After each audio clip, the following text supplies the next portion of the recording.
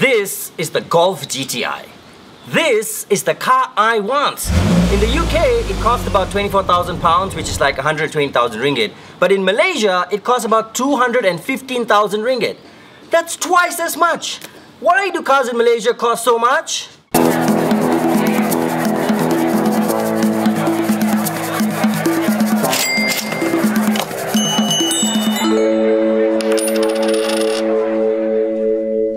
We Malaysians love our cars, but more than love cars, we need them. How else are we going to drive to university or go to work or even find affordable housing? Because we know we can't depend on public transportation. But the question is though, that with more and more cars in the market, why do cars still cost so much? So much that you have to take loans from banks in order to buy these cars, which are similar to the kind of loans you have to take for houses, which is, what we talked about at last episode of Kopitiam Ekonomi. But unlike houses though, across a period of time, the value of cars don't go up, they go down. So when you finish paying for your car may be worth nothing. Now that's scary. So the question we're going to try to answer today is, why do cars cost so much? In Malaysia, we probably pay the highest in the world for cars. For instance, Proton, right, overseas, right, costs you about only £6,000–7,000. Yeah, fish and chips and yeah, that is nothing, Right. Someone who earns, say in UK, £7,000, I think his 2 months salary, he can buy a brand new car. He don't have to take a loan as well. He can buy it in cash.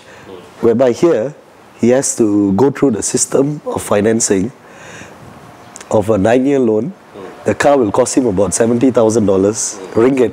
Right. Yeah, it takes him ages to pay off the loan, and when he sells the car as well, he probably get nothing for it. This is Oliver, who runs a car dealership, but I can't afford to buy any of the cars he sells. Jaguar XKR, it's a 2007 model. If you were to buy it brand new, it will cost you about $1 million. $1 million ringgit. Now it's going for only 358. So this is a SLK, more suitable for ladies. So this is below 100,000. If the car is 80,000, I guess if it's CKD, you're paying probably about half of the price on AP and taxes and all. If you're buying an imported car as well, the recon cars, all the Porsches and all you see nowadays coming in, it's the same thing. AP will cost about 50,000. 50,000. But if you get it straight from the ministry, whereby certain segment of the crowd gets their free AP, then it's only now they implemented the $10,000 ruling. 10,000 actually goes to the government finally. Last time nothing, only $1.75 the paper cost you. That's it. So you're talking about billions of dollars going to this segment of the market, whereby that money could have been, if it goes directly to the government, it would have been better. The car's 2 litre and below, the road tax is reasonable. Yeah, but you're talking about 3 litre and all, the road tax is ridiculous. You're talking about a 5 litre car. Malaysia costs us about $11,000. But that 5 litre car might not be a brand new car. It might be an older Mercedes, 12-year-old. But someone who just enjoys the car, want to drive it around, Yeah. So, in all aspects, the good part about owning a car in Malaysia is the insurance. It is considerably cheaper in terms of, if you compare it to, if you want to insure your car overseas. Of course, overseas you have a different range. They look at your age, how old. If you're 20-year-old, you're going to buy a Ferrari, that's it. You're going to pay a super high premium because the risks, you're talking about risks. That is the only plus factor in owning a car here, the insurance. Ekonomi sekarang pun dengan orang Malaysia pun sekarang makin kaya. So dengan apa yang diorang ada, income yang diorang ada, diorang mampu beli. Tapi kalau kita boleh elakkan untuk tax selalu tinggi, mungkin kita boleh naikkan ekonomi dalam bidang permotoran. The price is okay lah, but the tax very high. I think one thing is important to highlight, right? It's that if you go to a car dealer, prices are probably going to be more expensive if you compare to the UK probably, right? Let's see a Toyota Camry. costs about 150,000 ringgit here.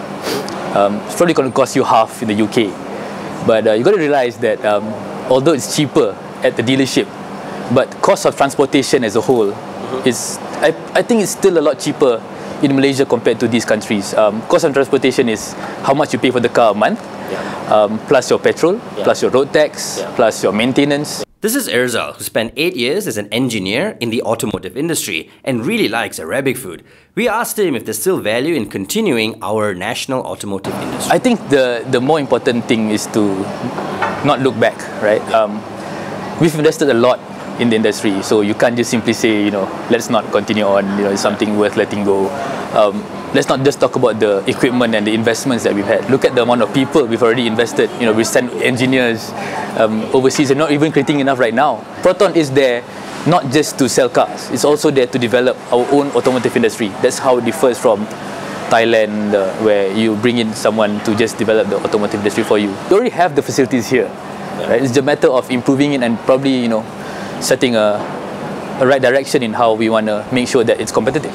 So what we've learned is that the main reason why cars cost so much in Malaysia is because we have the national automotive policy. That's right, we have Proton. What's interesting though is that this is not just about creating a national car, it's about creating a national automotive industry. So basically the gamble was that using Proton and the national automotive industry, we can build a high-tech industry that Malaysia can use to industrialize. In order for that to work though, we as Malaysians needed to buy many of these cars. In order to help us, encourage us to buy these cars, the government put in taxes, they put in approved permits on imported cars to raise the price of those cars. So basically what this did is the base price of all cars, even second-hand cars, are much more expensive. However, there are things that help encourage car ownership. So fuel in Malaysia is subsidized, which brings down the price of car ownership. Insurance is also a lot lower than it is in other countries. And finally, road tax is lower than in other countries if your car is below 2.0 cc. So overall, there's some bad news and some not so bad news. The not so bad news is that the big picture is that car ownership in Malaysia isn't really that expensive because there are lots of things that help you bring the cost of car ownership down. The bad news though is that the absolute sticker price on cars is going to be high as long as we have a national automotive industry and as long as we're trying to make that automotive industry work. Tough.